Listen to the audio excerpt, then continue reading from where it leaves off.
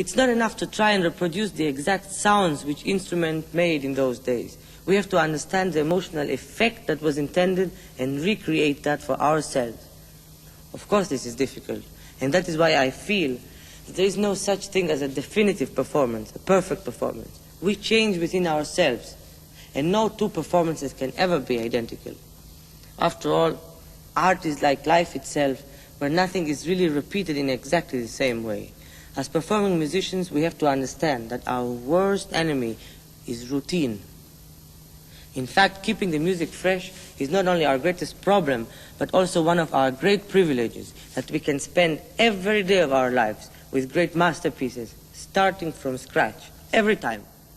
Daniel Barenboim, pianist and conductor, speaking about Ludwig van Beethoven.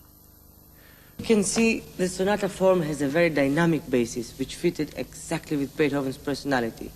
He was a mixture of the most opposing elements, and he tried in life as well as in music to find an equilibrium.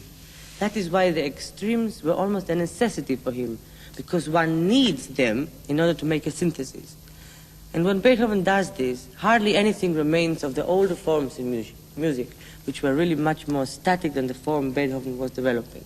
Even the fugue, which can build enormous climaxes, is more static. Everything is really determined by what happens in the first few bars.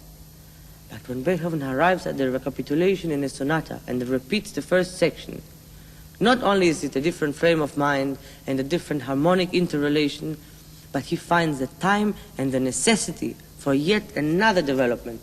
The closing phrase grows into a new independent fourth section, which we call the coda.